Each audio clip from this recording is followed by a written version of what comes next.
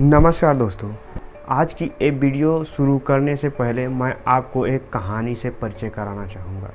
एक बार क्या होता है कि मैं और मेरे कुछ दोस्त बैठे हुए होते हैं। उन्हें कहा जाता है कि फ्रेंड्स, आपको जंगल में एक दिन गुजारने हैं। लोगों की कुछ मांगे होती हैं कि मुझे ये मिले तो मैं जंगल में एक दिन रह सकता हूँ, मुझे वो मिले तो मैं जंगल में एक दिन रह सकता हूँ। उनमें से ज़्यादा लोगों के जवाब ये थे कि मुझे एक मोबाइल फ़ोन दे दो जिसमें इंटरनेट चलता हो तो मैं जंगल में एक दिन रुक सकता हूँ। अब फ्रेंड्स, यहाँ से आप समझ सकते हैं कि इंटरनेट का हमारे जीवन में कितना उपयोग है। यदि फ्रेंड्स किसी को एक दिन खाना ना मिले तब वह रह सकता है, लेकिन इंटरनेट ना मिले तो शायद मुश्किल होगा। अब मैं आपको एक फैक्ट की बात बताता हूँ। फ्रेंड्स, क्या आपको पता है कि हमारा देश भारत दूसरा ऐसा देश है जो सबसे ज़्यादा इंटरनेट को यूज करता है। यहाँ पे आप आंकड़े देख सकते हैं। और फ्रेंड्स, शायद ही आपको पता होगा कि हमारे देश की जितनी पॉपुलेशन है उसका 45% भाग जो इंटरनेट को यूज करता है। पर इनमें से कितने ही लोग हैं जो जानते हैं कि इंटरनेट कैसे काम करता है और इंटरनेट एक्चुअली में है क्या।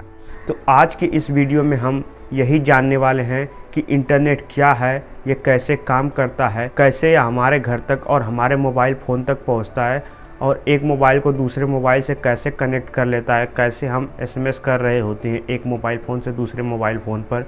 यही सब इस वीडियो में जानेंगे, तो वीडियो में एंड तक बने रहिए। अभी तक चैनल को सब्सक्राइब नहीं किया है तो चैनल को सब्सक्राइब करें, वीडियो को लाइक कर दीजिए। तो चलिए आज के इस वीडियो को स्टार्ट करते हैं।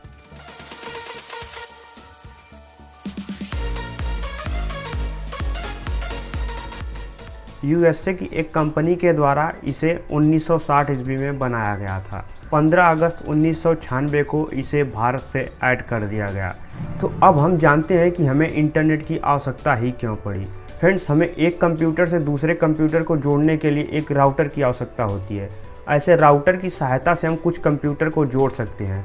लेकिन यदि बात की जाए कि यहाँ हम बैठे हैं और किसी दूर दराज बैठे आदमी से हमें कनेक्ट करना है तो हमें एक मीडियम की आवश्यकता पड़ेगी। तो इसीलिए इंटरनेट को बनाया गया। अब हम जानते हैं कि इंटरनेट काम कैसे करता है। Internet friends basically optical fibre cable की सहायता से चलता है। अब आपके मन में ये ख्याल आ रहा होगा कि इंटरनेट जब ऑप्टिकल फाइबर केबल की सहायता से चलता है तो ये बहुत सी कंपनियां जो हैं, जियो है, एयरटेल है, ये हमसे पैसा क्यों लेते हैं।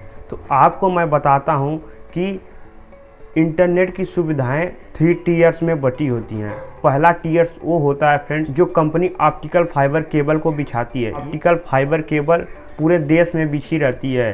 एक देश से दूसरे देश को जोड़ने के लिए समुद्र के अंदर से ऑप्टिकल फाइबर केबल को बिछाया जाता है तथा एक टावर से दूसरे टावर को जोड़ने के लिए भी ऑप्टिकल फाइबर केबल से अटैच किया जाता है।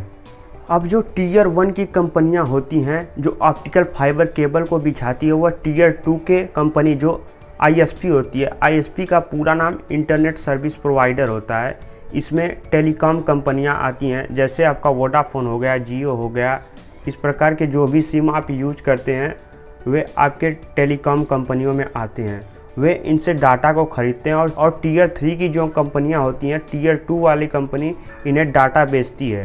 टीयर 3 कंपनियां में तिकोने आते हैं फ्रेंड्स। यहाँ पे फ्रेंड्स तिकोना क्या होता है फ्रेंड्स, ये आपके नज़दीक वाले टावर को डाटा प्रोवाइड करता है जहाँ से आप डाटा को यूज़ करते हैं, और जहाँ आपका मोबाइल जिस डाटा को कनेक्ट करता है वहाँ से आप अपने डाटा को यूज़ करते हैं। तो ये सर्विस प्रोवाइडर जो टेलीकॉम कंपनियाँ होती हैं, ये आपको दिन में कुछ लिमिट्स देती हैं कि आप इतना डाटा यूज कर सकते हैं, उसके बाद आपका डाटा स्लो हो जाता है। अभी तक की इस वीडियो में हम लोगों ने देखा कि इंटरनेट क्या है, ये कैसे काम करता है और आपके पास ये सेवाएँ कैसे पहुँचती हैं। अब हम आगे देखेंगे कि इंटरनेट पे हम कुछ भी सर्च करते हैं तो वह हमें कैसे मिलता है, कैसे हम सर्च बार में कुछ लिखते हैं और उसका रिजल्ट हमें नीचे मिल जाता है। हम जो कुछ भी इंटरनेट पे सर्च करते हैं उससे रिलेटेड एक डाटा सेंटर बना होता है। जैसे मैं आपके सामने कुछ बोल रहा हूँ, जैसे मैं यूट्यूब पे इसे अपलोड करूँगा तो यूट्यूब का एक डाटा सेंटर होगा जहाँ पे ये मेरे डाटा को स्टोर करेगा और एक आईपी एड्रेस देगा। आप फ्रेंड्स जैसे ही इंटरनेट पे सर्च करेंगे, जैसे ही यदि आप सर्च करते हैं कि youtube.com, तो youtube.com का एक आईपी एड्रेस होता है जो आपको उस डाटा सेंटर पे कनेक्ट करता है, वहाँ से जो रिजल्ट आता है आपके सामने दिखाई देता है। अब बहुत सारे आईपी एड्रेस को याद रखना हमारे लिए बहुत मुश्किल हो जाता है। इसके लिए डोमेन नेम काम करता है। youtube.com या facebook.com ये इनके डोमेन नेम होते हैं जो आईपी एड्रेस से बनाए जाते हैं। अब यदि YouTube पे मेरा वीडियो आपको देखना है तो सर्च करना पड़ेगा www.youtube.com/edutechhub।